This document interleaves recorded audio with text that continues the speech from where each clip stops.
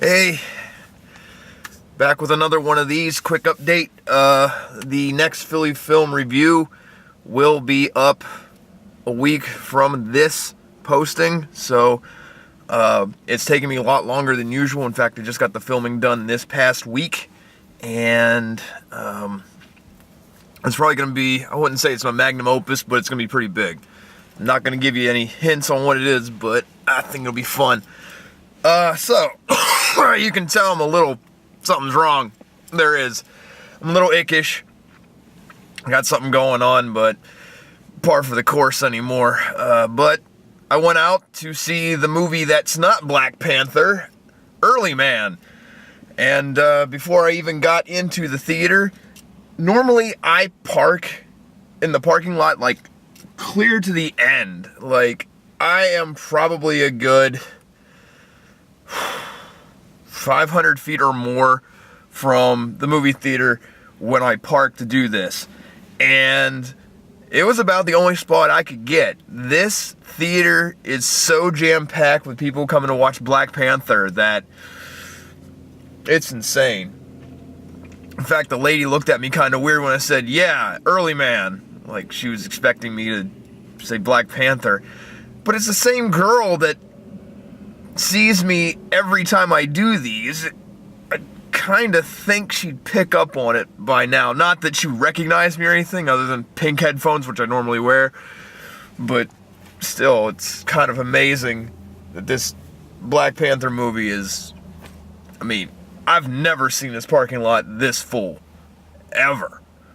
And, so go in. And at first, I was the second person in, and I was kind of excited, like, okay, it's just going to be me and this other person who's way up front, and it's just going to be that. But there are a couple more showed up. I think there were about 6 of us this time. Smaller group, not as small as, the smallest group still has been My Little Pony the movie. That was only 3, and it was a mother-daughter tandem and myself, which, you know, that's not creepy at all. But Early Man is a Aardman production. For those who don't know, that's Wallace and Gromit and Shaun the Sheep. So I knew going into this, I was probably going to like it in terms of an actual good kids movie. Not that I would say it's a classic, but it's good.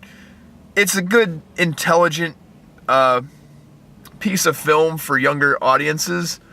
There's a couple gross out jokes in it, which is fine as long as it's not like the basis of your entire film. That's normally how I feel about those sort of things. Like, that's usually a sign of bad writing in my eyes. But this one was solid. So the premise of this, I did not expect this to be a sports movie of all things. It kind of took me aback at that.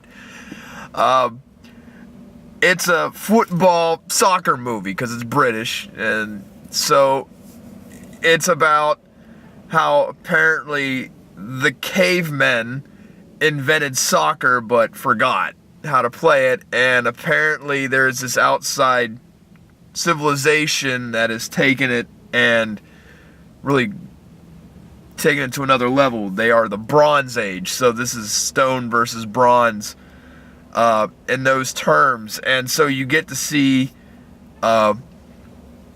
this play out as a way of, if anything, it does.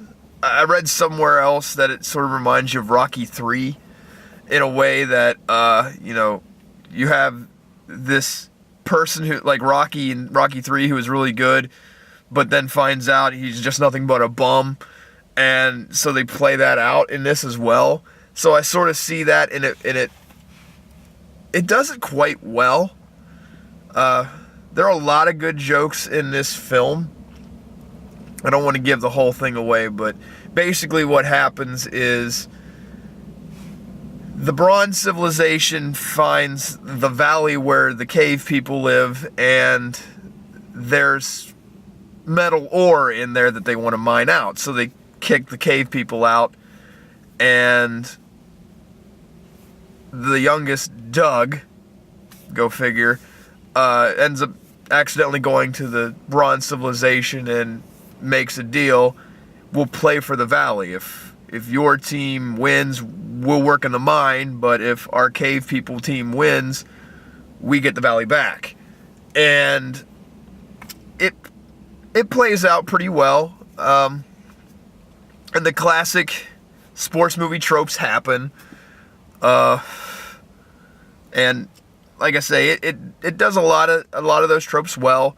I mean, you're not going to be surprised by much of anything.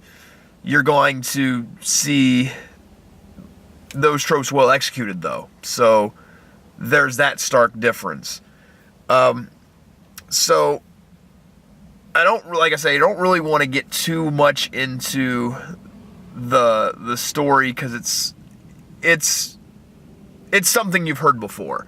There's not a whole lot new to this, but it is British humor. And the one thing that I do, and maybe this is just because I watched Peter Rabbit last week, and I don't know, British humor always works better with me, because it's a little, even though it's for children, it's a lot more adult in its sense. Like one of my favorite jokes in the movie is early on, when a meteor comes crashing down to Earth, and the only thing to survive the explosion was a cockroach. That to me was pretty funny. There were a couple others with this massive duck, man-eating mallard, as they called it in the film, which is pretty clever. The voice acting is pretty solid. They're not getting names, because that's one of my big irks. If you've followed me for any length of time, you know that. Where if you get certain voice actors, you're getting celebrity names and not voice actors. And so, yeah, for that aspect, they nailed that pretty good. The animation, this is, again, a Wallace and Gromit joint, Aardman Productions, so it's claymation, which is so rare anymore, and that really bums me out, because it's a welcome change from all the computer-generated movies that you see anymore. I mean, yeah, computers are easy, but, classics like this, using claymation and that, I mean, it's a dying art and it's sad, but when you get to see it, it just feels better, and you can see the human touch in it. Like, there are points where you can see fingerprints when they were moving the models around, so you still see that personal touch, like a computer did not fix this, or, do some anti-aliasing or anything like that. It's still these people, slowly moving these things and taking picture by picture, like painstaking work, and I appreciate it. I will say this, it's better than Brazilian Football Passion. Way better animated than that movie. Definitely leagues above that. Better memorable characters than what was going on in that movie. Wow. Yeah.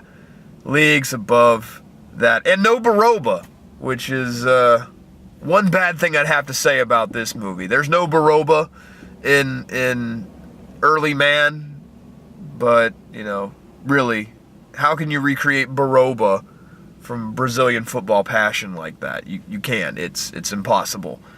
And so,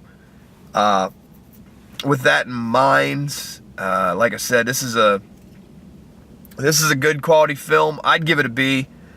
It's definitely better than most children's animation. It's a little, it doesn't talk down to them. That's the kind of thing that really always irks me about kids' television and movies, that they have this tendency to talk them down. But it's not.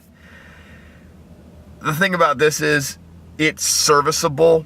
It's above average serviceable, but it's not classic. Because, like I said, it sort of plays it safe, and it does all the tropes really well. And so with that, that's why I give it what I did. It's not going to be like this masterpiece, but it will hold up way better than a lot of things that kids are shown nowadays. because it's a classic story and it works. You know, the underdog soccer players who've never even seen a soccer ball before, even though their people who invented the game and whatnot, and you know, like the meaning of teamwork and family and a whole mess of other things.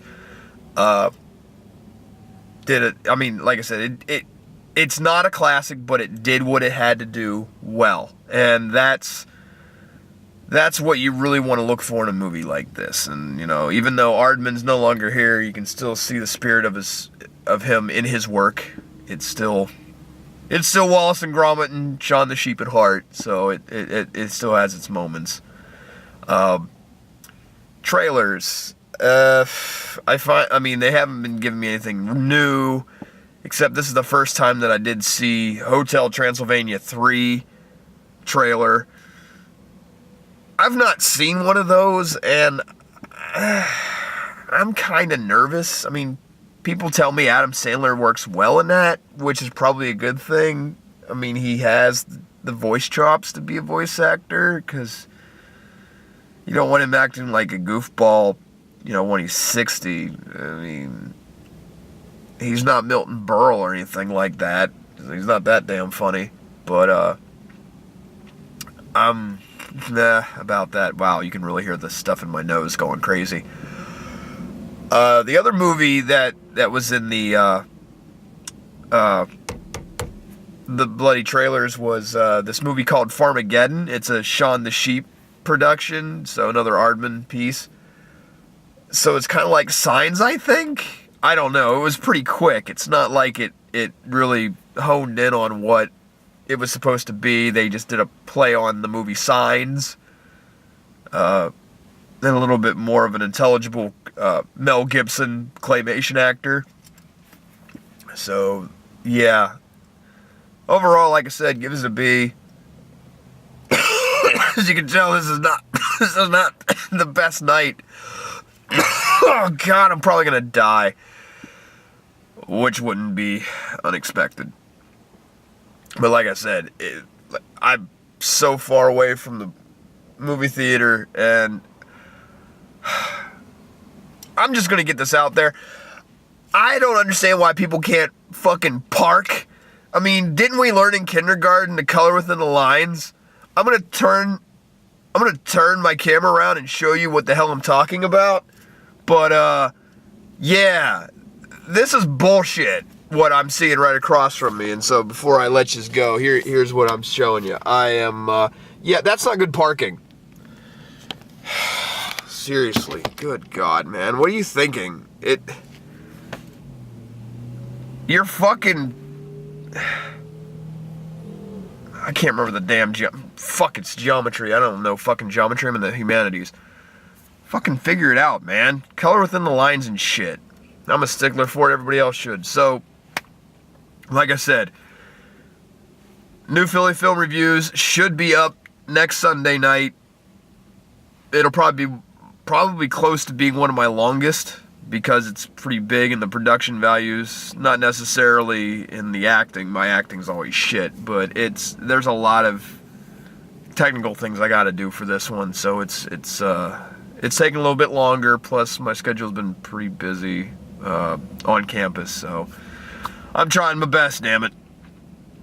Okay, hope you enjoyed the rambling. I gotta go home and get this shit figured out. See ya.